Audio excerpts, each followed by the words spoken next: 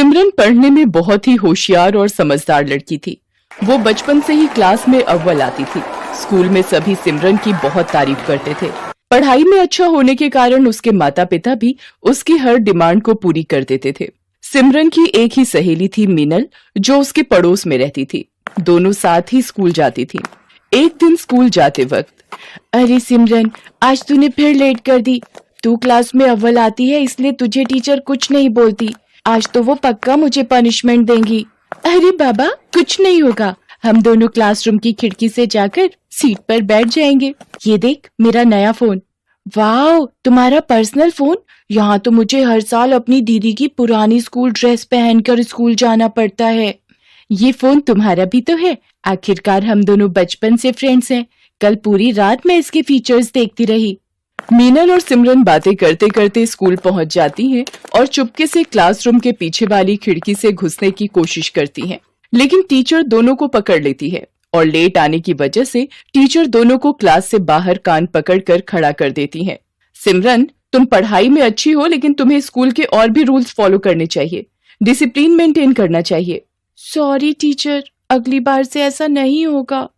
सिमरन और मीनल के सामने वाली क्लास से दो लड़के क्लासरूम के बाहर कान पकड़कर खड़े थे। अरे क्यों दिल छोटा कर रही है?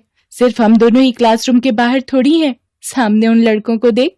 हाय गर्ल्स, आप लोग भी क्लास में लेट आई थी क्या? हाँ, ये टीचर भी ना स्कूल में पढ़ाने आती हैं या बच्चों को पनिशमेंट देने? मैंने तुम्हें स्कूल में पहले कभी नहीं देखा।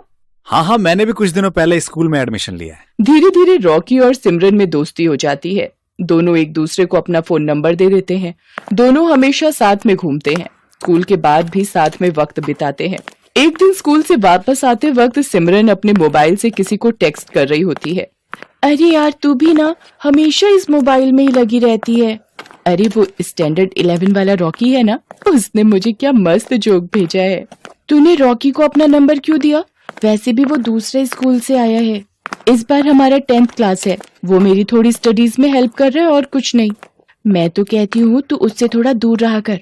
मुझे वो लड़का बिल्कुल भी पसंद नहीं है। तू भी ना, ऐसा कुछ भी नहीं है। रॉकी काफी अच्छा लड़का है। अगले दिन सिमरन क्लास में बैठकर फोन चला रही थी, तभी उसे टीचर पकड़ लेती हैं। ये क्या है सिमरन, आजकल तुम्हारे मार्क्स वैसे भी पहले से बहुत कम हो गए हैं और तुम क्लास में बैठकर मोबाइल चला रही हो। मुझे मजबूरन तुम्हारी मम्मी को कंप्लेंट करना पड़ेगा। सॉरी टीचर, अगली बार से ऐसा नहीं होगा, वरना मम्मी मेरा फोन छीन लेंगी। प्लीज मम्मी को मत बताइएगा। ये तुम्हारी पहली गलती थी, इसलिए मैं माफ कर रही हूँ। ऐसे ही कुछ महीने बीत जाते हैं। गर्मी की छुट्टी का वक्त आ जाता है। सिमरन और रॉकी स्कूल के बाद कुछ टाइम साथ में गुजारने का प्लान करते हैं। अरे यार मीनल, तू आज अकेली घर चली जा। अगर मेरी मम्मी तेरे घर पर कॉल करे तो बोल देना मैं तेरे घर पर ही हूँ। लेकिन तू कहाँ जा रही है? मैं रॉकी से मिलने जा रही हूँ। ये सही नहीं है, तुम्हें स्कूल से सीधा घर जाना चाहिए। तुम मेरे से जलती हो क्योंकि स्कूल में सभी मुझे इम्पोर्टेंस देते हैं। ऐसा कुछ भी नहीं है, तुम मुझे गलत समझ रही हो। तभी सिमरन के फोन पर रॉकी का कॉल आता है और वो वहाँ से चली जाती है। सिमरन रॉकी से मिलने उसके घर जाती है। वहाँ काफी अंधेरा होता है। सिमरन रॉकी को आवाज देती है, रॉकी कहाँ हो तुम? रॉकी पीछे से आकर उसे भूख कर डरा देता है। ओह रॉकी, तुम भी ना, तुमने तो मुझे डरा ही दिया था। क्या तुम भी बच्चों की तरह डर गई? रॉकी और सिमरन साथ में पिज्जा खाते हैं और खूब सारी बातें करते हैं और एक पिक्चर देखते हैं। कल से गर्मी की छुट्टी हो जाएंगी, हम लोग 2 महीने तक नहीं मिल पाएंगे।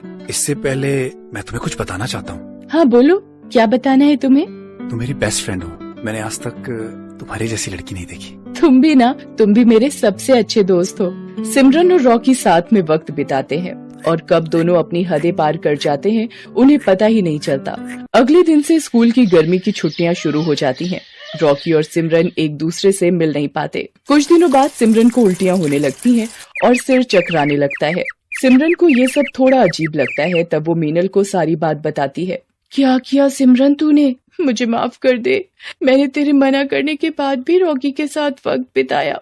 तू चिंता मत कर, कल से स्कूल खुल रहा है। तू पहले रॉकी से जाकर बात कर। अगले दिन सिमरन जाकर रॉकी से बात करती है, उसे सारी बात बताती है। तुम्हें याद है उस दिन हम तुम्हारे घर पर मिले थे, हमारे बीच?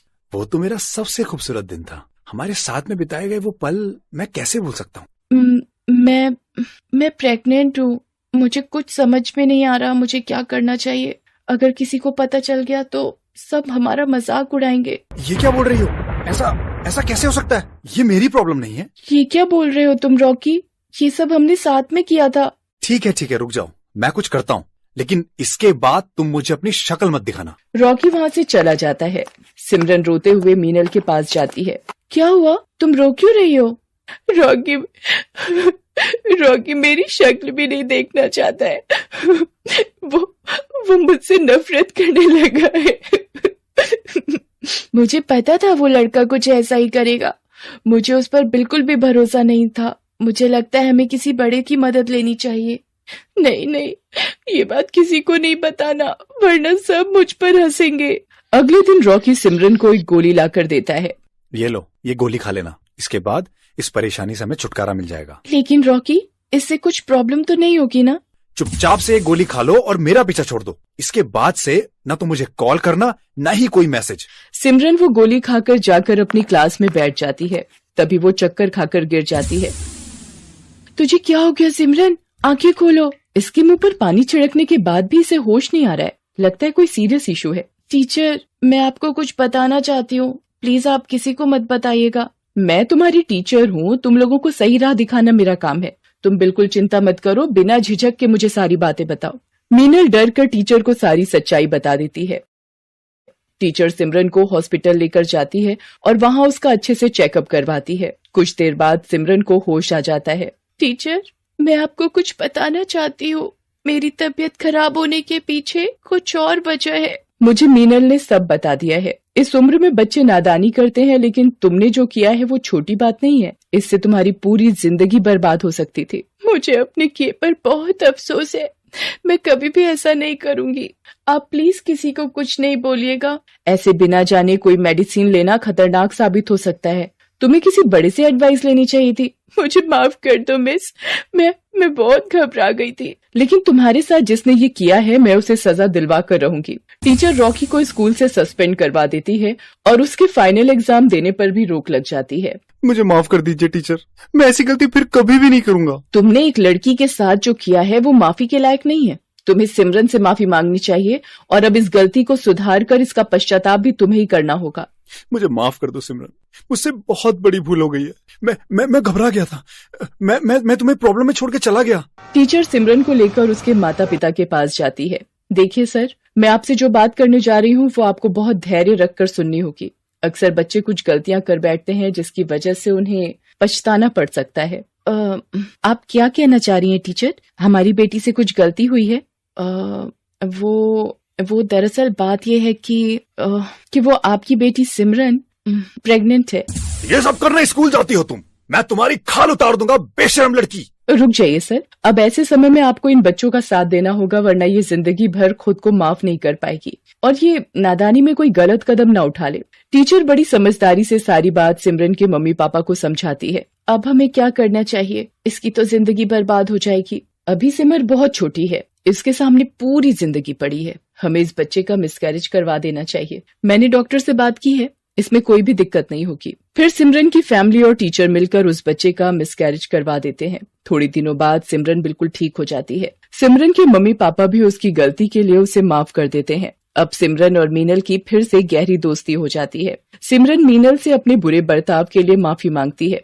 मीनल, मैंने तुझे भला बुरा कहा, लेकिन तुमने आज साबित कर दिया कि तुम ही मेरी सच्ची दोस्त हो। ये तो मेरा फर्ज था। दोस्त अगर दोस्त के काम ना आए तो मैडम दोस्ती कैसी? अब थोड़ा हंस भी दे।